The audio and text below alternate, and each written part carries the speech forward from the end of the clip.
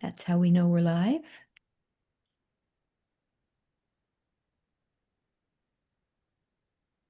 I'm finally getting the hang of this. Thanks for teaching me to use live streaming. That's how we know we're live. There we are. Okay. Okay, so, one more thing. One more thing I need to do.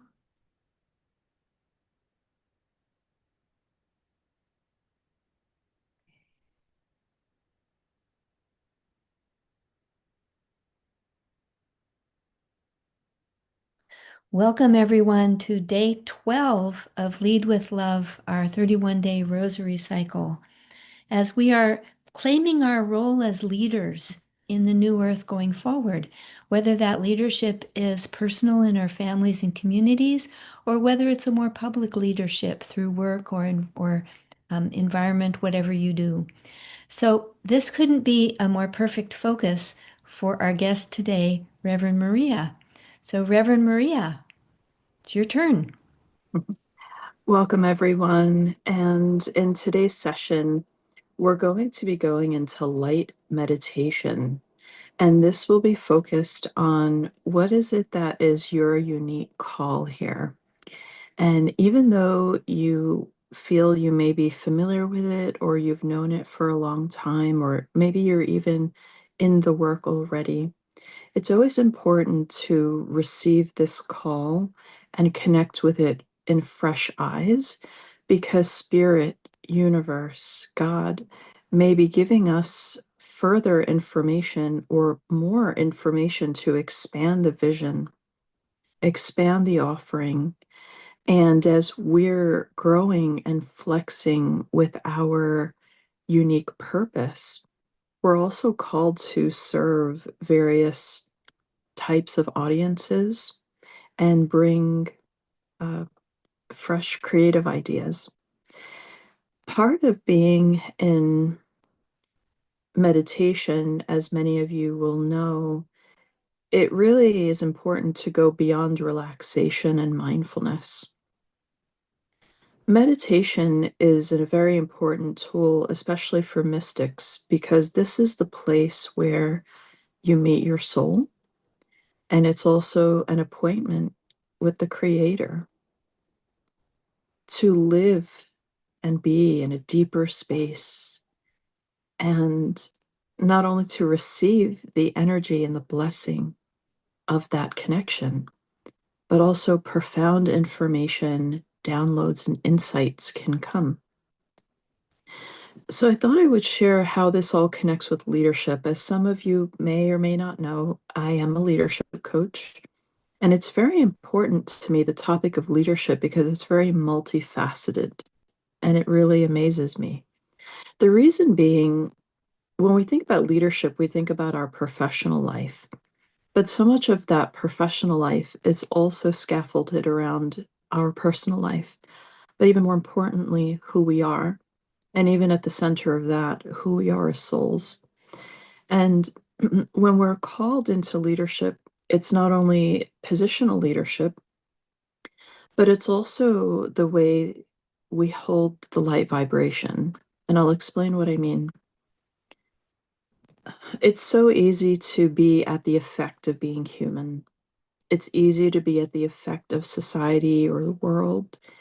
And whether it's feeling like things are a challenge or it's easy to feel defeated, part of what we're called here to do, and I know many of you know this, but it's good to have a reminder, is that we're called to be, exist, and sit in a different vibration. It doesn't mean we're separated. But sometimes those higher vibrations can be very hard to tolerate or hold or maintain, because our humanity is really has a very strong hold on us, especially in our initial reactions or our thoughts. So the more we can train to be in this higher vibration and hold it with depth, that's also what it means to be a leader, and that you're a leader of light. You're holding this vibration, whether you say it out loud or not in your work, to choose to radiate a light vibration is actually the harder thing to do. So that's part of the reason why we're doing the light meditation. And Reverend Kimberly will be adding in a rosary reading from the Treasure Trove archives if that feels very important for you to have and recite today. And in today's session, we're going to be focused on this light meditation so that we could bring some variety to the rosary reading, but also to entrain the system to hold these light vibrations as well. So, with that said, I want to share a very brief story with you about Mother Mary before we go into the meditation. And last week we met on a Tuesday and we did a light meditation that was focused on Mother Mary, and she brought through this beautiful divine light. And she also had this emphasis with Source on divine data. And it was a beautiful transmission of energy. Now, the next day on Wednesday, I went to one of the big box stores to buy some groceries, things for the home.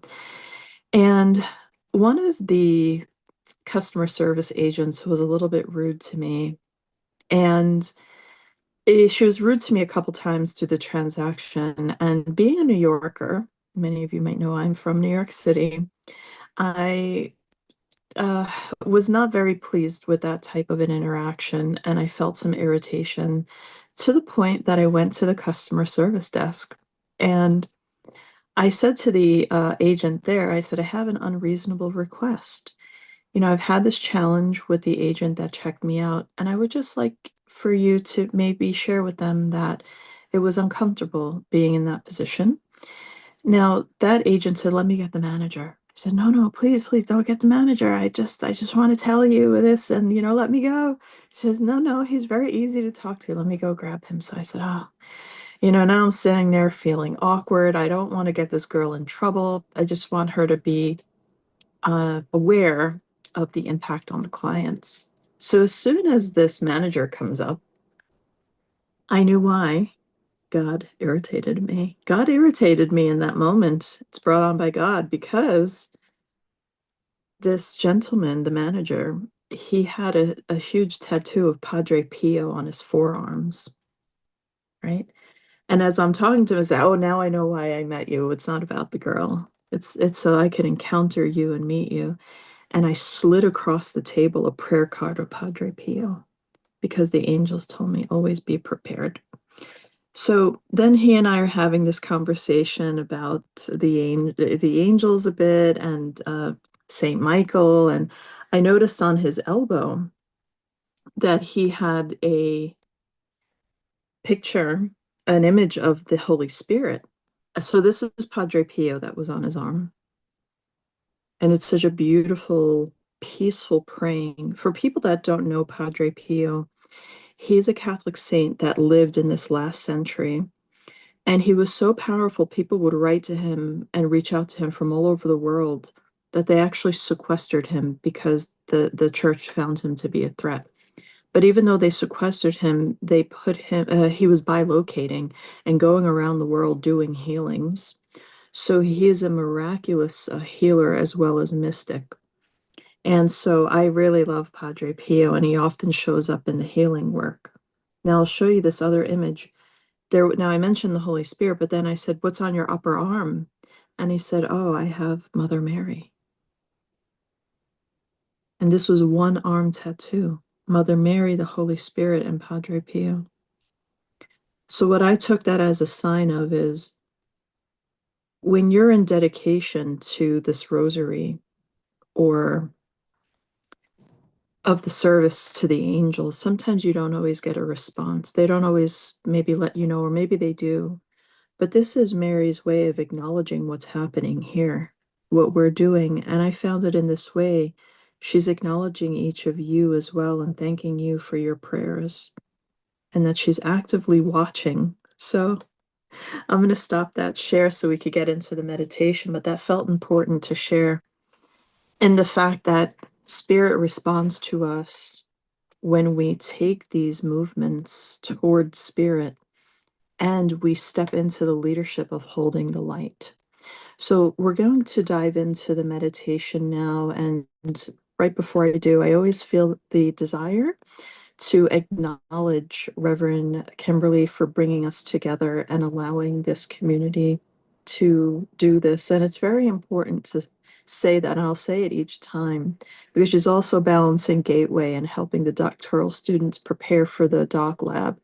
And she's working very hard, and it's a lot of work to put these sessions on, from the daily emails, the copy, the images, the prompts, the quotes. And it's important to acknowledge, and also, of course, acknowledging Dr. Reno and all the other ministers that have put this rosary together. All right. So we're going to be going into meditation now. And what we're going to focus on in this meditation is becoming representatives of light. You already are, but we're going to be asking Spirit to work with us to increase that. Okay, I already feel the energy building. So you gently feeling your feet. And you can either close your eyes or have a soft gaze in front of you. And as we're coming into this light meditation, the first step that we take together is a deep acknowledgement to Source. And we do this with our souls collectively. We're taking a deep acknowledgement of the angelic realms and a deep acknowledgement of the seraphim.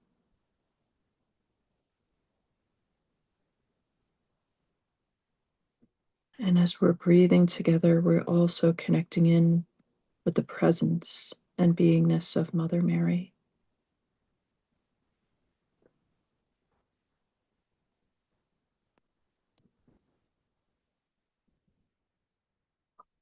Now coming to the center of the soul level of being. And you'll do this by gently floating past the personality.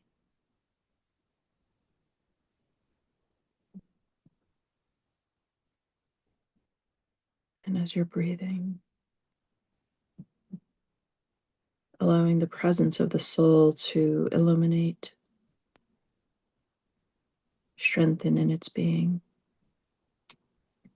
And just for a moment, allowing the soul to have a stronger presence than the personality, just for a few minutes. And your body knows how to do that.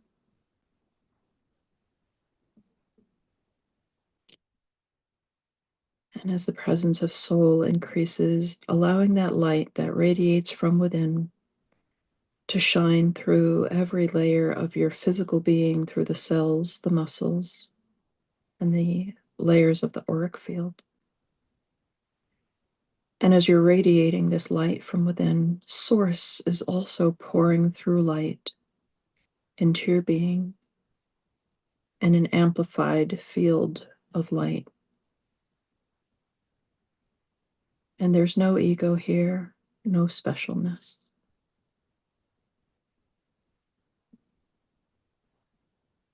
And as we're communing our soul with Source, there are bands and bands of angels around, witnessing, supporting, as they're increasing the light.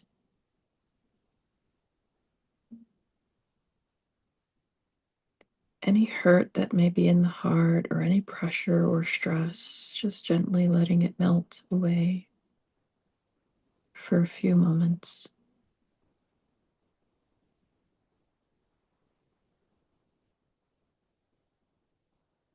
Now, as we're moving to the light of the soul, there's a very special archangel that steps forward to guide us, and this is Archangel Michael. Archangel Michael is known as the guardian and protector of the soul. But did you also know that his work is to uplift souls, to ensure they're living their divine purpose that they've put here to live out on earth? So not only is Archangel Michael a warrior angel of light, He's also a profound guide in our leadership and in our purpose.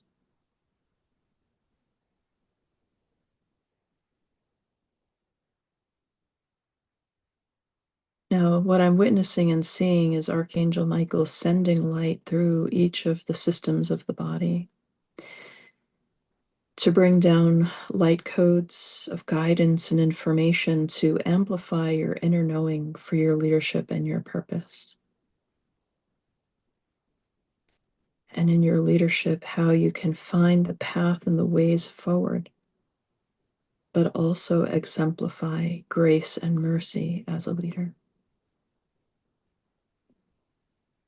And how you can be a guide for others.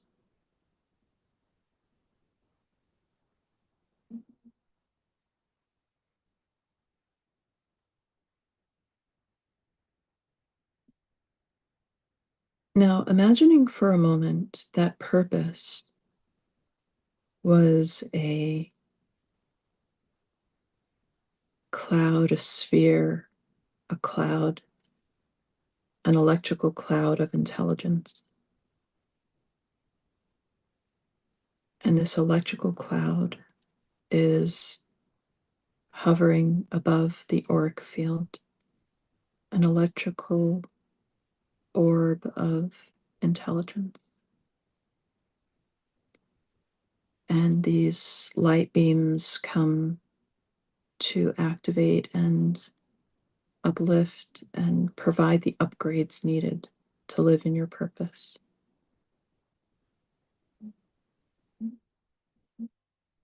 And allowing that intelligence to bring supportive energy through the energy field. And we're asking ourselves this question: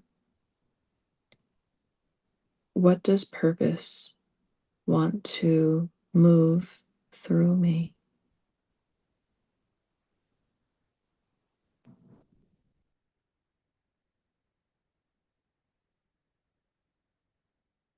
See what intelligence you may receive, and this is divine intelligence. And this divine intelligence is already inside of you. It's just coming up to the awareness, consciousness. And see what you may be receiving. This is an opportunity of clarity and inspiration.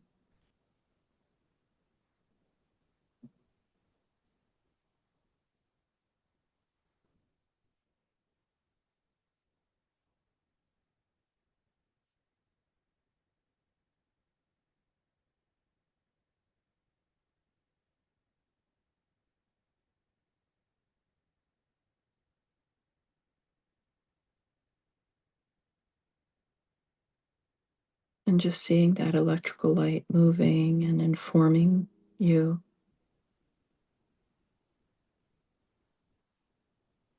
What purpose wants to move through you.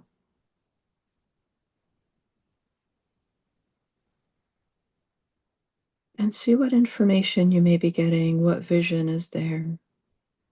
Maybe it's writing articles.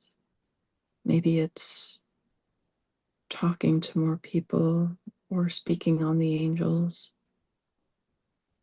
Maybe it's hosting prayer circles, whatever it may be. And it's possible the clarity might come later or tomorrow. So you can journal about it when you feel ready in your own time. Or maybe there's a project you've been writing about and it's sitting on a shelf, or maybe it's sitting in Google Docs waiting for you.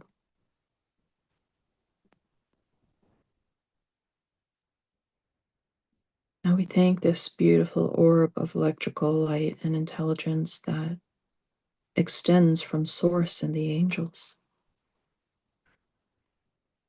And you can always sit with us in meditation more.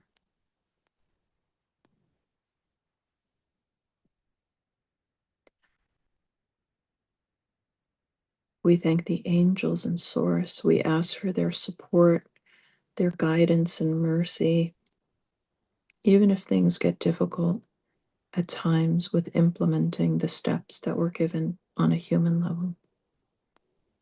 But knowing that the angels will always provide guidance, information, and they need us, the human counterparts, to act on this on the earth plane.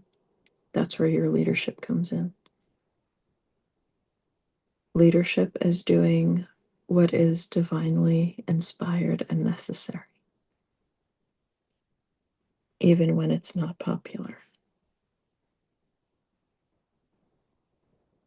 So we take this moment to thank Source and the angels for this infusion of light with divine intelligence to our purpose and leadership here.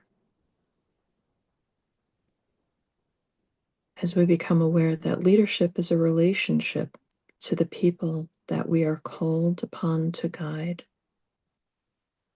as we are the instruments and the microphone for spirit, the universe, and the angels. So gently releasing the angels for a moment and this light, and letting it integrate with the physical being. And just deepening the breath and relaxing the shoulders. And gently feeling the feet. Coming back to waking consciousness. We extend our gratitude to the angels for this light.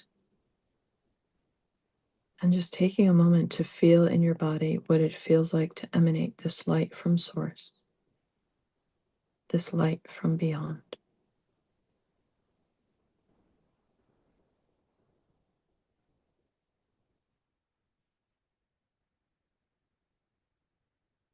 Now we'll just gently conclude this meditation.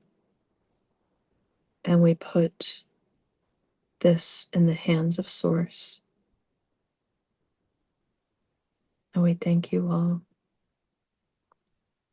And we conclude here. Thank you.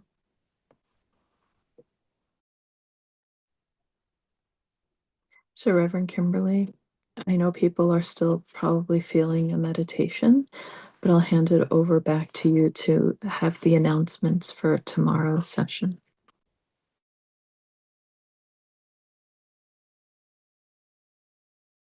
Wait, I think you're muted.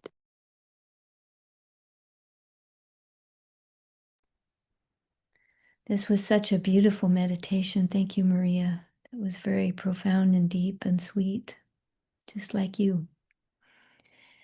And so I'm going to post up a different rosary meditation that comes from our archive that's very sweet. So I'll have that up on our homepage shortly so you can enjoy listening to that. And tomorrow I'll be leading our rosary as we go into Our Lady of Fatima celebration, her feast day, celebrating miracles and pilgrimage. So I'll be talking more about that tomorrow. So with much love, enjoy the next phase of your day or night, whatever that might be. Love you. Bye.